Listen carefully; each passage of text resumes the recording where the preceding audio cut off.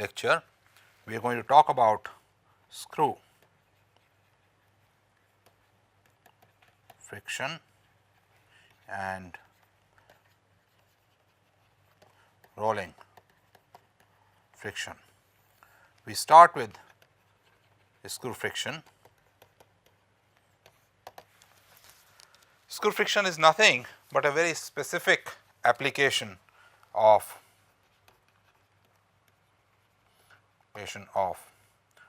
friction in a device like screw jack.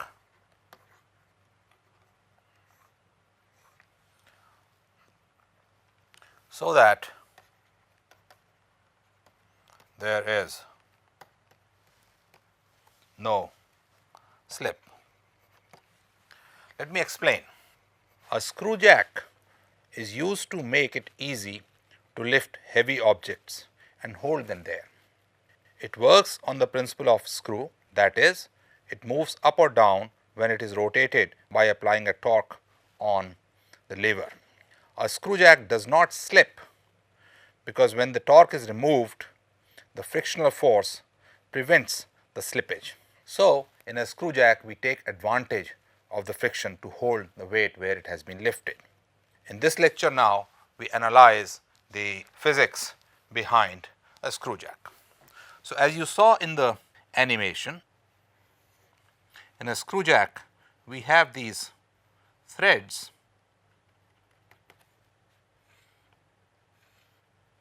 that are at an angle alpha from the horizontal, and we are suppose lifting a weight W that is sitting on the head of the screw jack. By applying a torque, let us call it gamma, and we wish to find out, number 1, what is the torque required to lift the weight W, and 2, how is slipping of the screw jack prevented by friction. So, let us first look at lifting a weight. Let us look at the forces that are on the thread or threads. This is in a casing, so the casing applies a normal reaction N. Let us call the sum of all these normal reactions, all the threads, to be N. And if we are lifting it up, then there is a frictional force opposing the movement of the screw. The frictional force is a necessary thing here and has to be accounted for. Frictional force is necessary because it is a friction that prevents the slipping. So, all these net of this frictional force we are going to call F. And if I look at it from the top, how does the frictional force work? It actually works all around the screw. Therefore, the net force is 0, but the frictional force does provide a torque. So, let us now analyze the relationship. So, here is the screw in the screw jack, which experiences a force N at an angle alpha, and there is a frictional force F acting this way at an angle alpha from the horizontal. Let us call this axis the Z axis. Since we already decided that the horizontal force is all around the periphery, and therefore it cancels. The only force that matters for equilibrium is the force in the z direction. So, Fz should be 0 when we are just about to lift, and therefore, I have weight acting down, which I will take to be the negative direction, plus the vertical component of n. This is n. So, vertical component is going to be n cosine of alpha, and the vertical component of the frictional force here, which is acting down, which is going to be minus f sine of alpha, which should be 0. That is condition 1. And to lift the weight, the forces should be like this. I should also apply a torque, because the frictional force, its horizontal component, is producing a torque which is opposing the motion, and the normal reaction which is there also has a component in the same direction which also opposes the motion, and therefore, summation over torque is equal to 0 just when the screw is about to move up is going to give me that the torque applied, which I will take to be the positive direction, minus the horizontal component of the normal reaction is going to be n sine of alpha, and let the radius of the screw be r. So, this is r out here, minus f cosine of alpha times r should be 0. That is my equation number 2. Now, it is very easy to calculate the torque applied, because when the whole thing is about to move, F is maximum, which is equal to mu times n, if where mu is the coefficient of friction between the casing and the threads, and therefore, I have minus w plus n cosine of alpha minus mu sine of alpha is equal to 0, or n equals the weight divided by cosine of alpha minus mu sine of alpha.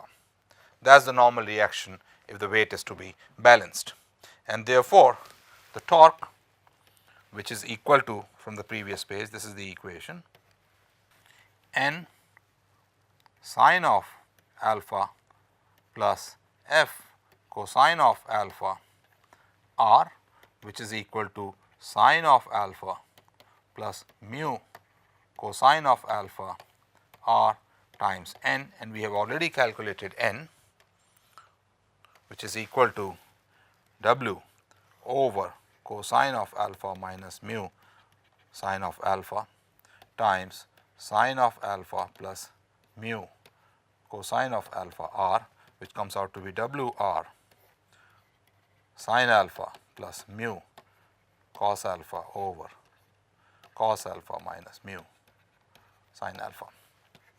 This is the torque required to lift weight W.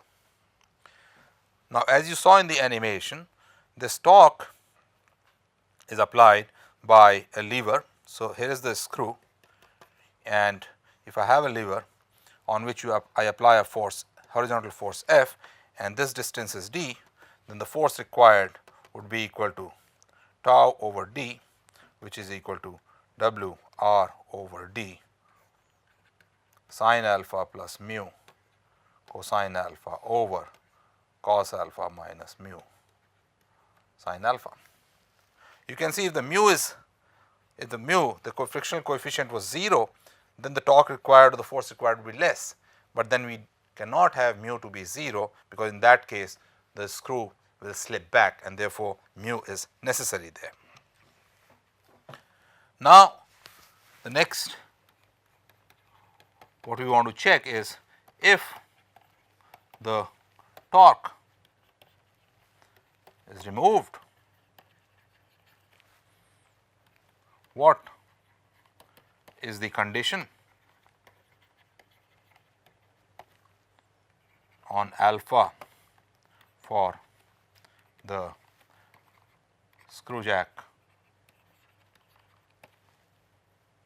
not to slip back. It should not just unwind and come down, right. So, in that case again let us analyze the forces. In that case what is happening is there is still a normal reaction N, there is a weight W, and now if the screw is slipping back, the frictional force will be the direction opposite at an angle alpha, and N is has a component in this direction. So, now what is happening is the normal reaction is trying to pull it down. On the other hand, the frictional force provides a torque in the opposite direction, and for it not to slip, the two torques should balance, and therefore, what I am going to have for no slippage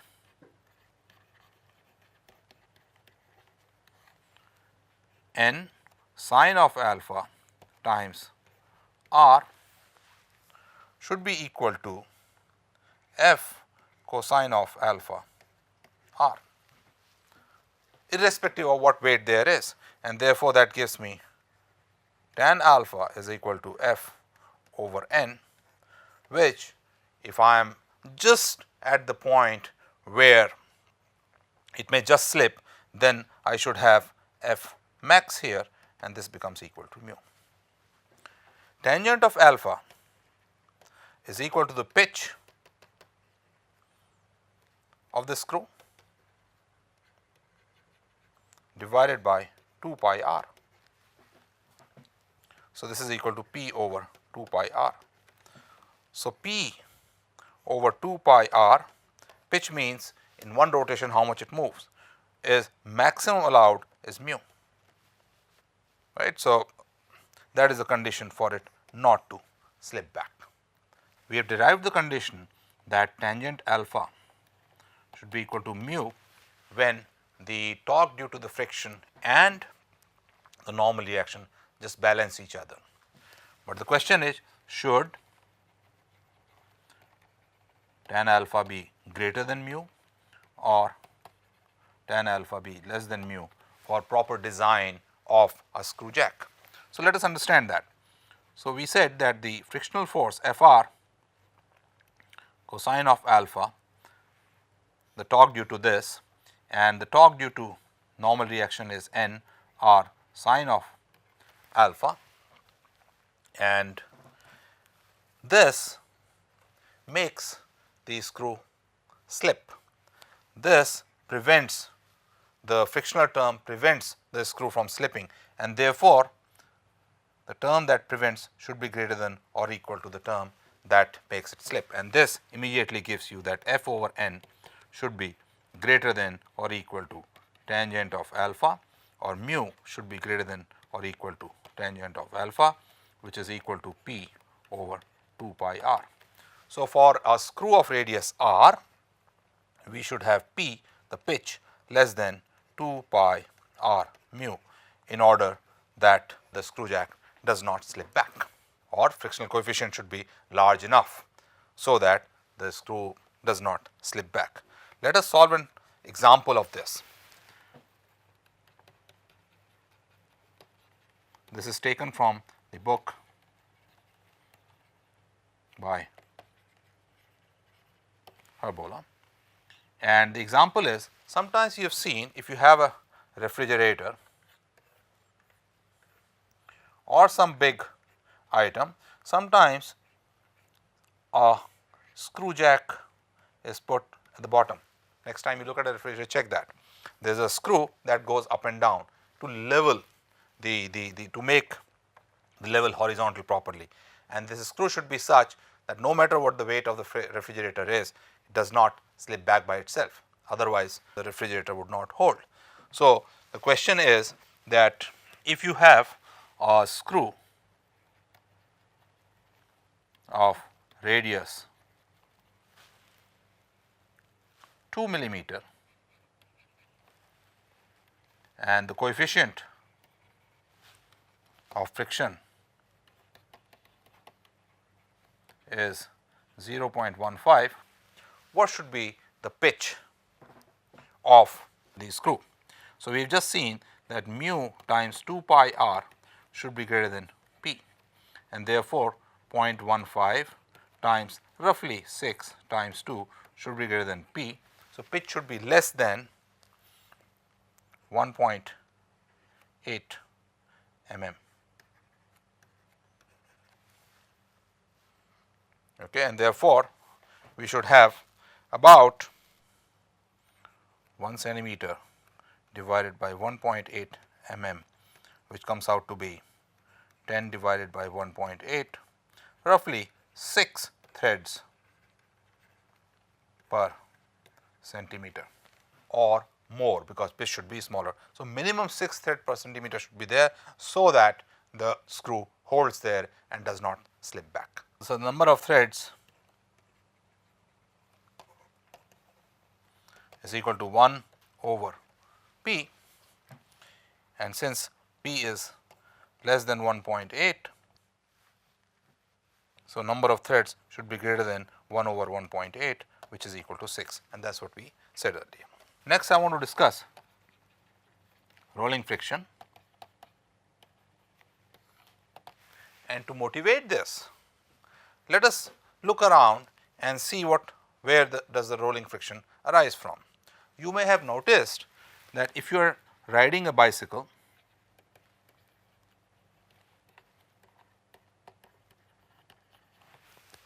you require more effort to ride it if air is less in the wheels. If the wheels are really pressurized, then you do not require that much effort.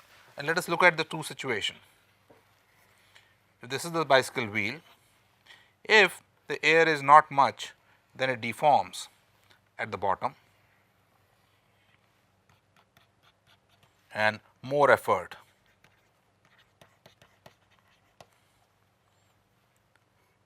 Then a situation, let me make the wheel properly like this, then a situation where the wheel is highly pressurized, less effort. So, naturally what we are going to say is that rolling friction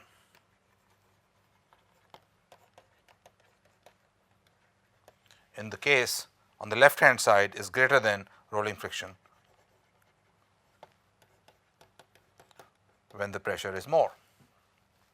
Similarly, you notice other cases, if you try to roll a wheel on a soft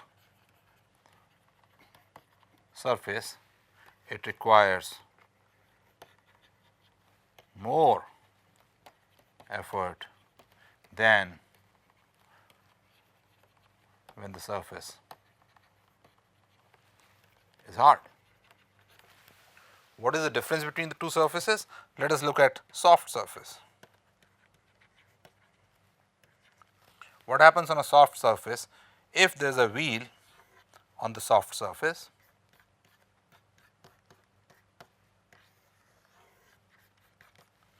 then the surface deforms.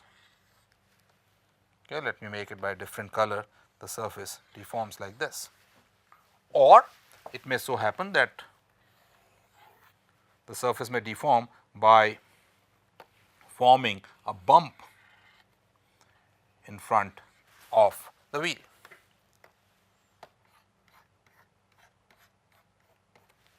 On the other hand, if the surface is hard,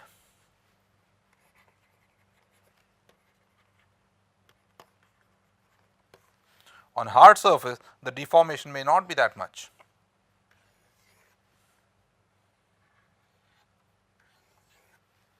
So, the rolling friction has something to do with the deformation of the surface, and that is precisely how we calculate it. You can very easily understand if the surface is getting deformed, in the deformation and then coming back to its original position, the surface would generate some energy, and that is where the energy is lost, and that is what is the loss of energy due to rolling friction. So, let us calculate this. Let us look at the three situations. In situation where the tire kind of becomes flat. That is one situation. Second situation, where the tire goes into a kind of lower surface, or the third situation, in which case there is a bump rising in front of the tire.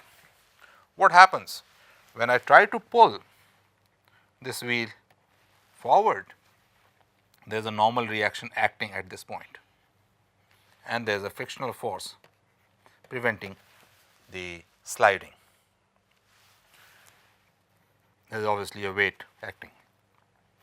In the second situation, if I am trying to pull the wheel, there is a normal reaction acting here like this, and there is a weight pulling it down. In the same way, similarly, here also there will be normal reaction acting like this. All right. So, what this normal reaction does is away from this point. What this force is trying to do is rotate the wheel about this point. What this normal reaction does, this vertical component, if this distance is very small, is trying to rotate it backwards. If this distance is small, we can neglect this component of the normal reaction, as I will show, and it is this normal reaction which is acting slightly away from the point of contact, that prevents, that has to be come over when the wheel is being pulled, and that is what coming over it requires a little bit of force F, and that is what gives rise to V working against this rolling friction, and this is how the rolling friction is calculated. So, let us do one calculation. Let us take the case where there is a deformation on the surface, and therefore, there is a normal reaction N. There is a force F which is trying to make the wheel roll over. This point is stationary, and there is weight W. So, let us take the torque about the stationary point O, then the torque due to F is equal to F times R, where R is the radius. Let us say this normal reaction acts at a distance B. This angle is phi. Then the torque due to normal reaction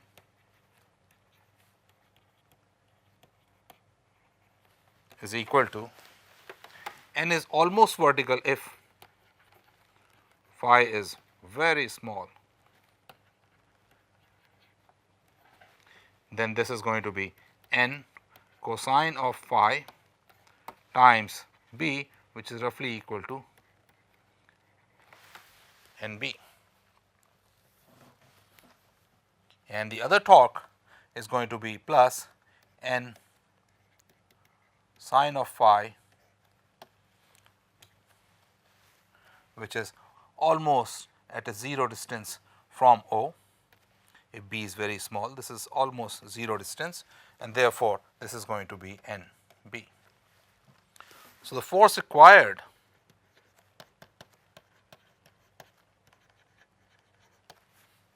is given by torque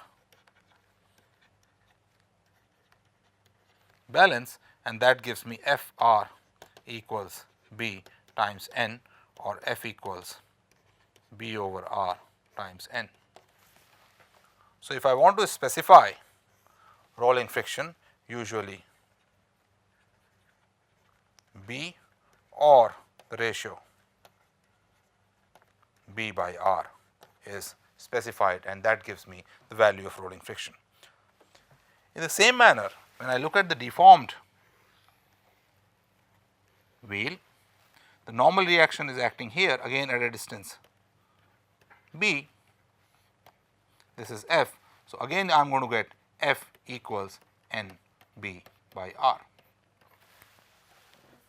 So, you understand how the rolling friction arises. It arises because when two surfaces, a wheel and it comes in a contact of a rolling surface, a surface on which it is rolling, there is deformation, and that deformation gives rise to a normal reaction which is not acting at the point of contact, and that opposes the motion. To overcome that, I have to apply a force, and that is what is overcoming the rolling friction. Let me solve an example of rolling friction. This is to do with the train. A coach of passenger train, a coach of a train is of mass 50,000 kg. Its radius, the radius of its wheel is 0.5 meters. If B equals 0.0005 meters, calculate the rolling friction on the coach. So, here is the coach, here is N, which is roughly vertical, it balances W. So, N is roughly equal to W, which is 50,000 G, and therefore, the rolling friction F is going to be B by R times 50,000 G, which is 0.0005 divided by 0.5 times 50,000. I take G to be 10, and it comes out to be 500 newtons.